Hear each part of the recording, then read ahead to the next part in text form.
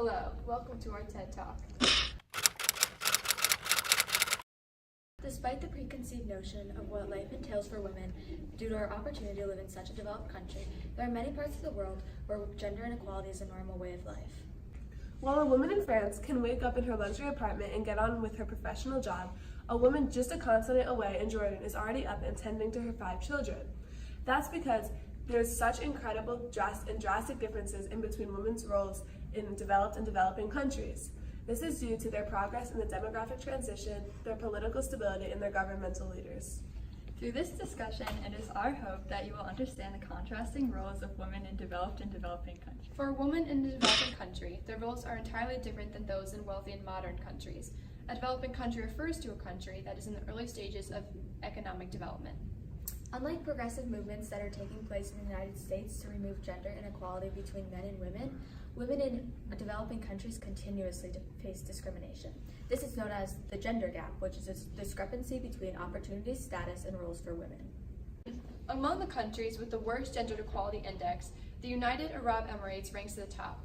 This is most likely because they have the highest rates of domestic abuse and violence, thus making it more likely for a woman living in this country to be abused. The 5 countries with the worst gender gap are Malaysia, India, Qatar, Saudi Arabia, and United Arab Emirates. This most likely correlates to the Middle East having an issue with lack of development in economic, political, and social aspects. Countries with a low GDP are less likely to spend their valuable resources on female empowerment and schooling for women. Additionally, authority figures or religions may place stigma on women and their lack of contribution to society. This may cause women to be seen as property to their husband and have the only role to bear children and live at the home and take care of chores. The lack of education and schooling goes hand in hand with this concept. Women do not have access to contraceptives, therefore making it more likely for them to start families younger and not finish school. Furthermore, many traditions that have been set in place hundreds of years ago still stay intact with the country's traditions despite the clear discrimination toward women. In India, if a woman is unable to pay a dowry gift to her husband's family, she is murdered. Despite the fact that India's government has been working to fix this issue and it has been illegalized, it still occurs. Looking further into the discriminations among both men and women, the demographic transition offers some reasoning for this gender inequality. The demographic transition theory describes mortality, fertility, and growth rates as societies move from one demographic regimen to another. Countries in earlier stages of development commonly have higher death rates and infant mortality rates, which is the number of infants that died per thousand, due to lack of medical resources and advancements. The earlier a country is in the demographic transition, the less resources and development they have, thus making it more likely for a country to experience gender inequality. When discussing the roles of women, it is important to note the notorious one-child policy in China that took place from 1979 to 2015. In efforts to decrease the population in the world's most populated country, policies were set in place that restricted families to only have one child.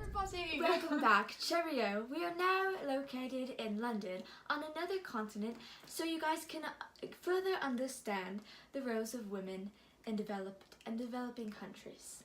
I hope you don't mind the change of scenery, but we're just going to get right back into things. So, first off, I was talking about the laws of the one-child policy. Now, these laws were implemented to decrease RNI, which is the difference in crude birth rate and crude death rate. The one-child policy in China ultimately resulted in an influx in males, altering the sex ratio, which is women versus men, in the population. Now, this influx of males can also cause a pay gap, because not only is there a cultural preference, the dominating population of males can also mean that they're dominating the workforce. Therefore, there's a higher number of males in the workforce, making less room and then more complicated for women to come in and make their mark. Many couples trying to have babies would abort female fetuses and try again until they had a boy. This was due to the stigma placed on women in China that made them believe that they were of less importance in society. It's not nice. Women in developed countries are leaps and strides ahead of those in developing countries in terms of equality and equity. They're still not completely equal to men. Similarly to the GII, the GDI, or the Gender-Related Development Index, measures gender gaps in education, income, and life expectancy. With 1.000 being the highest score possible, the United States comes in 11th with 0.993. Compared to countries like Afghanistan, with a 0.364 GDI, this seems like an incredible score. Nonetheless, in the United States, women still make 81 cents for every dollar a man makes, and 1 in 5 women say that they have been sexually harassed in the workplace. Additionally, 42% of women say that they have received some type of gender discrimination in the workplace as well. Adding salt to the wound, recent legal and representative shifts in the U.S. have exacerbated this situation. First is the appointment of certain members of government, despite their multiple sexual misconduct, assault, and harassment allegations against women. This sets a terrible precedent and makes their horrific actions seem insignificant. This is detrimental for a country aiming to move towards a 1.000 GDI. For example, just take Justice Brett Kavanaugh. Despite his multiple allegations and multiple women that have come out as victims, he was still appointed to the Supreme Court just last year. Another example is the new implementation of abortion bans in Alabama. The new bill prohibits abortions in almost every circumstance. On April 21st, a 10-year-old girl in Paraguay discovered that she was pregnant with the child of her stepfather, who raped her 21 weeks prior. Paraguay has very strict laws similar to those being implemented in Alabama. Consequently, the 10-year-old girl is currently being denied an abortion. Paraguay is in stage 2 of the demographic transition. Despite being a stage 4 country, the implementation of these laws will cause a rise in the total fertility rate, the average number of children born to a woman during her lifetime, and the crude birth rate, the number of live births per 1,000 in the population.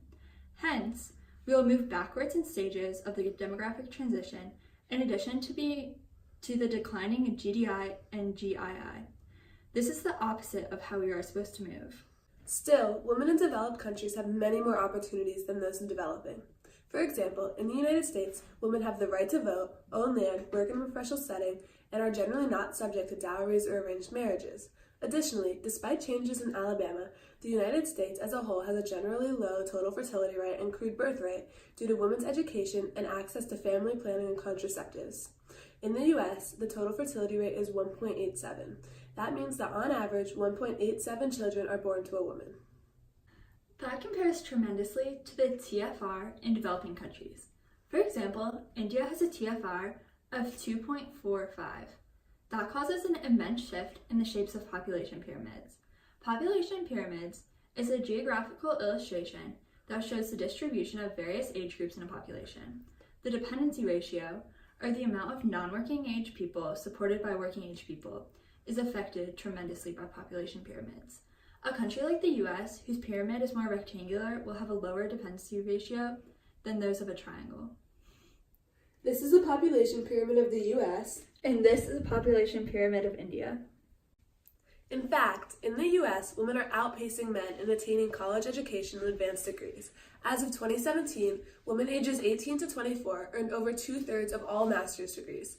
That means that for every 100 men that received a master's degree, 167 women did. That is incredible. That compares significantly to modern India, where estimates show that for every 100 girls in rural India, only a single one reaches class 12, and almost 40% of girls leave school even before reaching the 5th grade. As a result, parents in developing countries only want male children, which worsens the gender gap. They even take part in infanticide. There's also less of a longevity gap in developed countries. That means that on average, women live the same length as men. In developing countries, due to poor sanitation and medical care, in addition to the high maternal mortality rate, women have shorter life expectancies, and the longevity gap is much greater. As you can see, there's a huge difference in the role of women in developing and developed countries. And we have to do our part to make sure that the gender gap decreases and women's rights are maintained.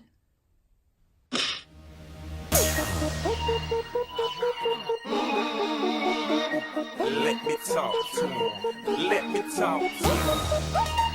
Let it rain.